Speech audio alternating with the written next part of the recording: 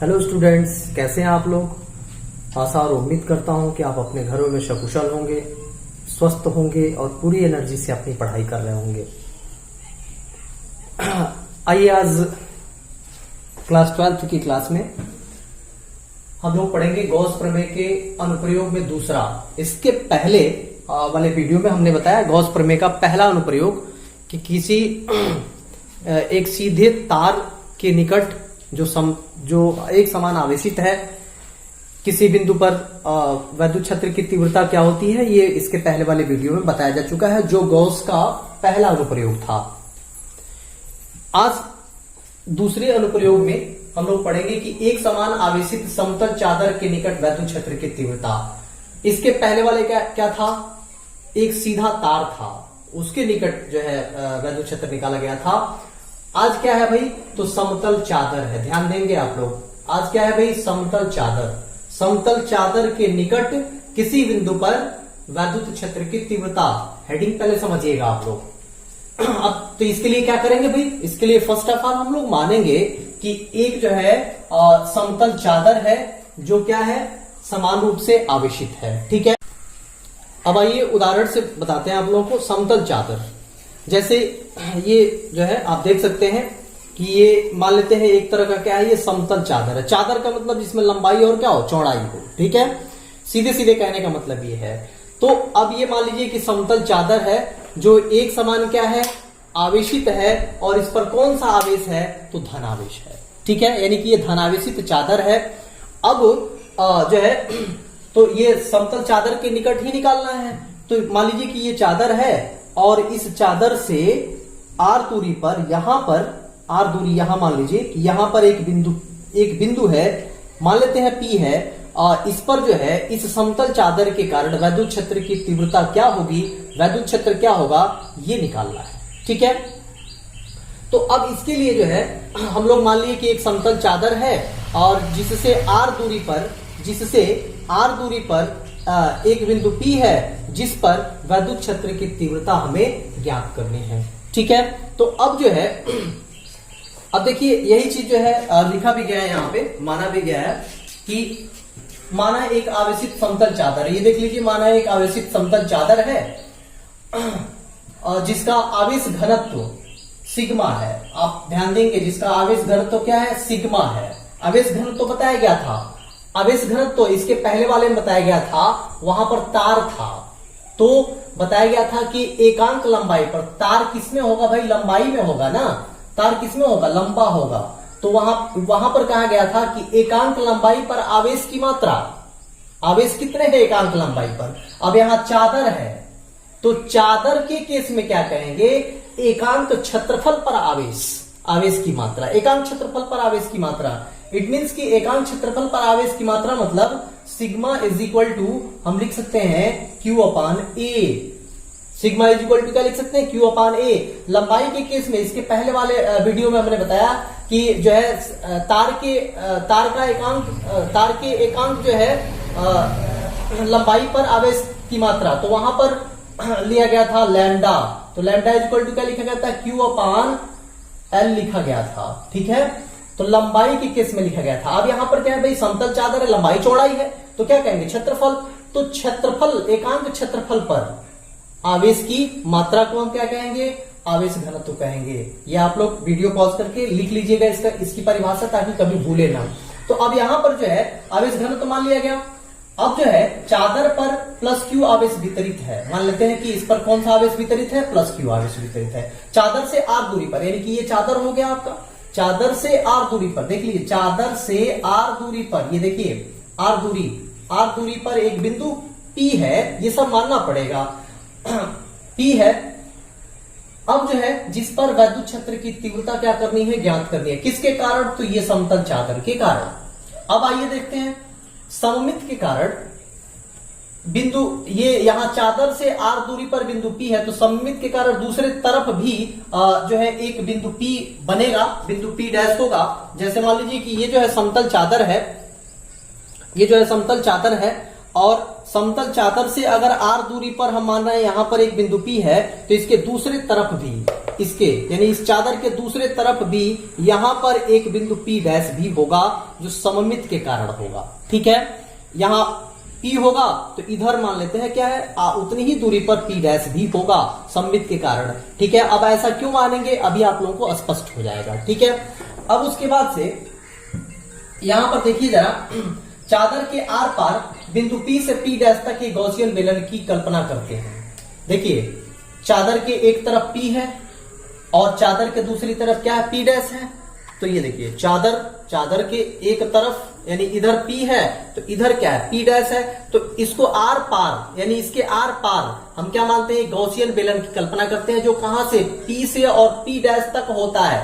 तो वही चीज ये जरा ये 3D फिगर है, समझने का प्रयास करिएगा। ये मान लीजिए कि ये गॉसियन बेलन बन रहा है, यहां पर जो है, यहां पर क्या है भाई, यहां पर बिंदु P है और इधर भी यानी आर पार बेलन की कल्पना कर रहे हैं तो इधर भी क्या है भाई मतलब P डैश है। ठीक है, तो ऐसा कल्पना करिएगा, थोड़ा सा समझने का प्रयास करेंगे आप लोग, क्योंकि ये 3D फिगर है। ये चादर हो गया, इससे R दूरी पर एक बिंदु P माना, इसके दूसरी तरफ ये क्या है, उतनी ही दूरी पर एक P डैश है। अब इस P और P डैश को मिलाती हुई एक जो है गॉसियन बेलन की क्या करेंगे, कल्पना करेंगे। आप लोग याद करेंगे कि इसके पहले वाले अनुप्रयोग में हमने बताया था कि तार था तो तार के चारों तरफ एक जो है एक सिलेंडर माना गया था, एक जो है बेलन की कल्पना की गई थी, गॉसियन बेलन की कल्पना की गई थी। यहां पर भी हम एक गॉसियन बेलन की ही कल्पना कर रहे हैं, लेकिन वो चादर के क्या है, आर पार है। और उस केस में क्या था, तार के चारों तरफ कल्पना किया गया था। ठीक है, तो ये बात आप लोग दिमाग में लाएंगे। अब जो है और ये गॉसियन बेलन की जो कल्पना की जा रही है, ये जो गॉसियन बेलन आपका बन रहा है, ये गॉसियन बेलन जो बन रहा है, इसका क्षेत्रफल कितना माना गया है भाई, ए माना गया है। ठीक, तो अब जो है, अब आइए गॉस प्रमेय में क्या निकालते हैं भाई, वैद्युत फ्लक्स निकालते हैं। वैद्युत फ्लक्स निकालने के लिए हम लोग को किस चीज की जरूरत होती है, ई की जरूरत होती है, वैद्युत क्षेत्र की, और क्षेत्रफल वेक्टर की जरूरत होती है। ठीक है, तो आइए पहले डिसाइड करते हैं कि जो है वैद्युत क्षेत्र ई और क्षेत्रफल वेक्टर डीए कि कैसे होगा, किस दिशा में होगा। तो मेरी बात ध्यान से सुनिएगा, ये जो है गॉसियन बेलन बन रहा है, तो बिंदु P पर जरा आप लोग सोच के देखिए कि वैद्युत क्षेत्र और क्षेत्रफल वेक्टर की दिशा क्या होगी।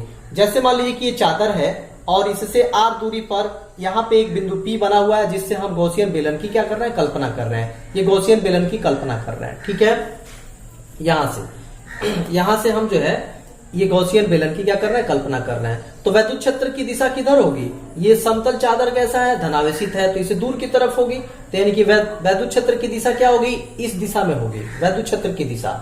और क्षेत्रफल वेक्टर चूंकि इसी का ये क्रॉस सेक्शन, ठीक है, यानी कि सिरे का क्षेत्रफल ए है, तो क्षेत्रफल वेक्टर की दिशा क्या होगी, लंबवत होगी। बताया गया था कि क्षेत्रफल वेक्टर हमेशा क्या होता है भाई, पृष्ठ के लंबवत होता है, पृष्ठ के लंबवत होता है। तो यहां पर भी समझने का प्रयास करेंगे आप लोग कि यहां पर अगर बनाया जाए इस बिंदु P पर, तो वैद्युत क्षेत्र की दिशा, वैद्युत क्षेत्र इस दिशा में होगी और क्षेत्रफल वेक्टर भी किस दिशा में होगा भाई, इसी दिशा में होगा।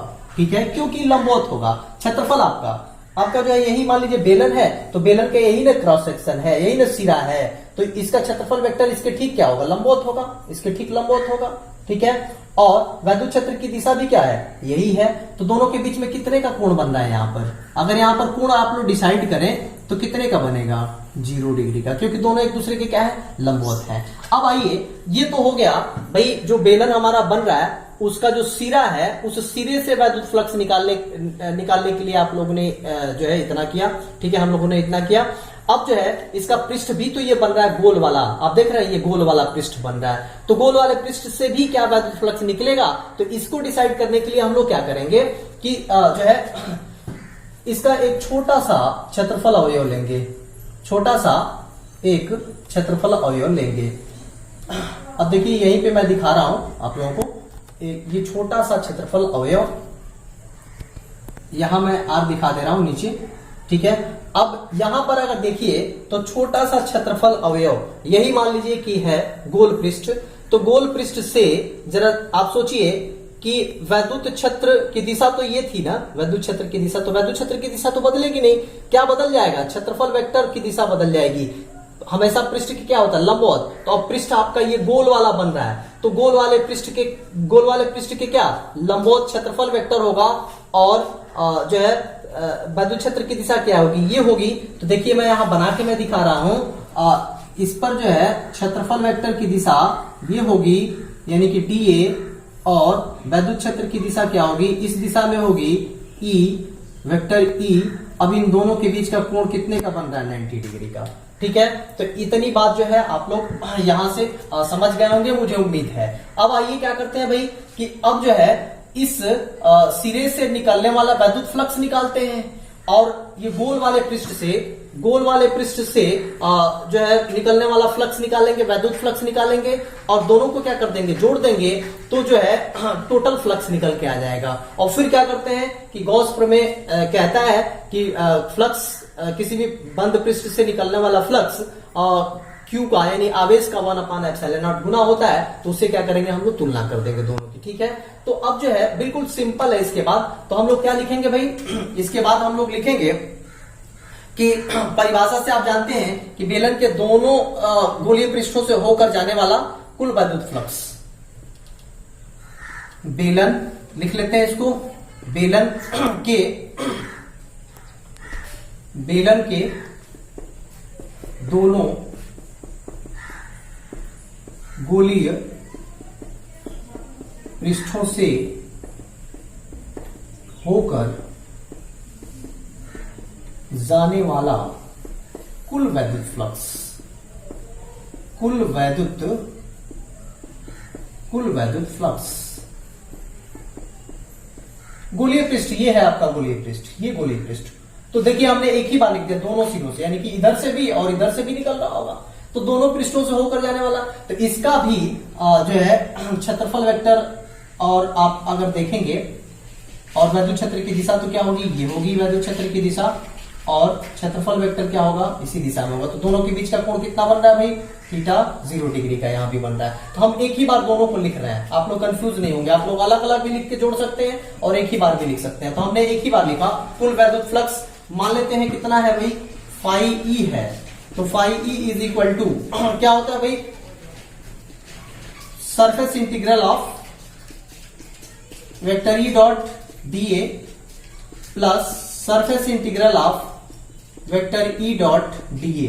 अब यहां आप लोग कंफ्यूज नहीं होगा, दोनों एक ही लिखा हुआ है, इसलिए कि ये जो है सिरे का क्षेत्रफल जितना इसका है उतना ही क्या है? इसका है। वैद्युत क्षेत्र जितना यहां पर है उतना ही क्या है? यहां पर भी है। और क्षेत्रफल वेक्टर की दिशा और E की दिशा दोनों यहां जो है वही दिशा यहां भी है। ठीक है, दोनों के बीच का कोण 0 बन रहा है। ये सब क्या है? सेम है, इसलिए यहां से निकलने वाला फ्लक्स, यहां से निकलने वाला फ्लक्स क्या करेंगे भाई? जोड़ देंगे दोनों को। ठीक है, तो अब जो है इसको सॉल्व करके देखते हैं। जनरली आप लोगों को सॉल्व करना आता है, बिल्कुल आसान सा है। इसका जो है हम लोग क्या करेंगे? इसका मैग्नीट्यूड लिखेंगे। तो मैग्नीट्यूड कैसे लिखेंगे भाई? आइए आगे देखते हैं। Surface integral A is equal to EdA का क्या होता है भाई? आप लोग बताएं। EdA cos थीटा, तो थीटा क्या है यहाँ पर? 0।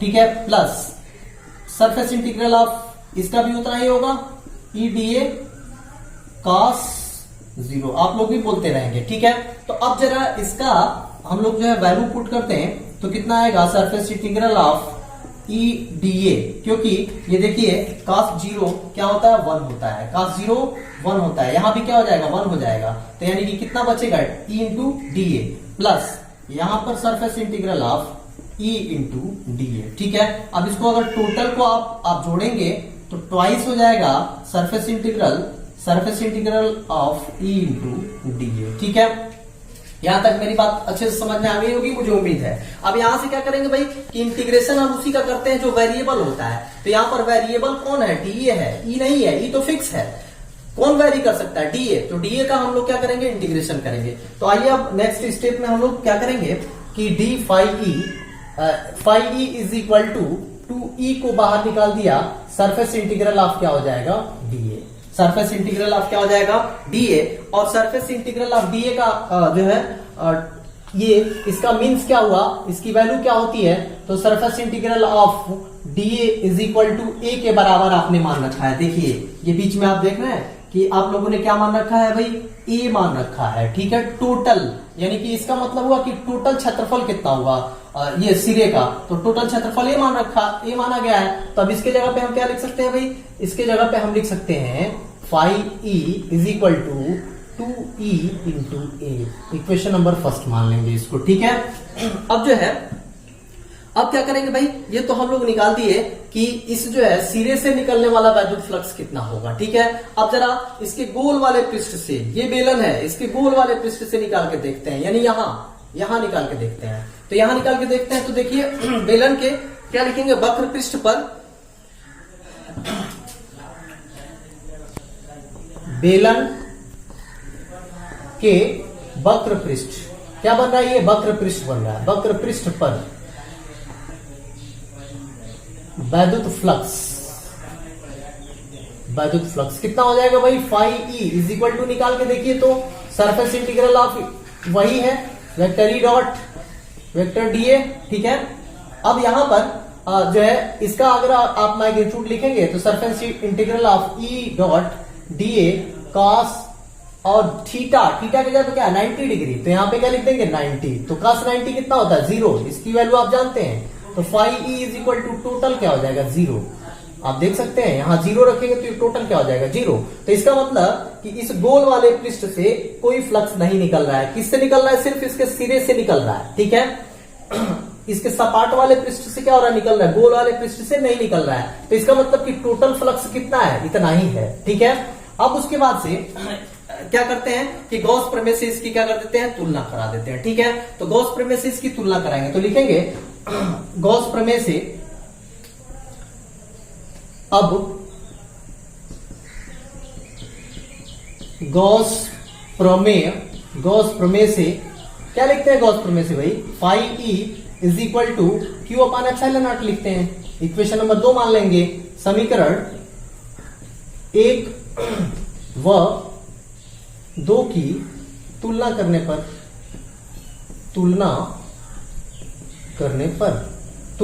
देखिए ये भी फाई ई की वैल्यू है और ये भी जो है फाई ई की वैल्यू थी, टोटल क्या हो जाएगा, मतलब राइट हैंड साइड क्या हो जाएगा बराबर, तो लिखेंगे 2e a is equal to Q upon epsilon naught. तो किसकी वैल्यू चाहिए, वैद्युत क्षेत्र ना, ई की वैल्यू, तो Q upon epsilon not upon 2a, ठीक है। अब आइए इसको थोड़ा सा और मॉडिफाई करते हैं, E is equal to Q upon 2 epsilon naught into A. देखिए ये एप्सिलॉन नॉट नीचे आ जाएगा, ठीक है। और जैसा कि अभी हमने बताया कि जो है पृष्ठ घनत्व क्या है, पृष्ठ घनत्व सिग्मा बराबर भाई एकांक क्षेत्रफल पर आवेश की मात्रा ना, एकांक क्षेत्रफल मतलब एक वर्ग सेंटीमीटर या एक वर्ग मीटर क्षेत्रफल में कितने आवेश आ रहे हैं, तो उसको हम क्या कहेंगे, आवेश घनत्व कहते हैं, ठीक है। तो यानी कि मान लीजिए कि 1 सेंटीमीटर लंबा 1 सेंटीमीटर चौड़ा, 1 सेंटीमीटर लंबा 1 सेंटीमीटर चौड़ा क्षेत्रफल पर कितने आवेश हैं, तो इन आवेशों की मात्रा को हम क्या कहेंगे, सिग्मा। तो Q अपान क्या हो जाएगा A, तो अगर क्रॉस मल्टीप्लाई करेंगे इसके नीचे 1 रख के, तो Q इज इक्वल टू क्या हो जाएगा, सिग्मा इंटू ए।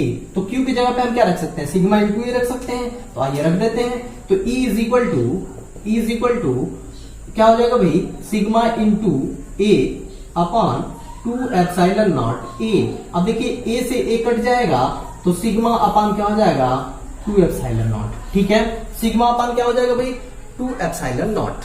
तो ये जो है ये वैल्यू निकल के आ गई, E बराबर टोटल हमारा ये जो है वैद्युत क्षेत्र की तीव्रता निकल के आ गया 2 एप्सिलॉन नॉट, ठीक है। मुझे उम्मीद है कि ये पूरा वीडियो आप लोगों को समझ में आया होगा। आप लोगों के लिए होमवर्क आज का यही है कि इसे फिर से एक बार अपने मन से जो है करने का प्रयास करें, इसको सॉल्व करने का प्रयास करें।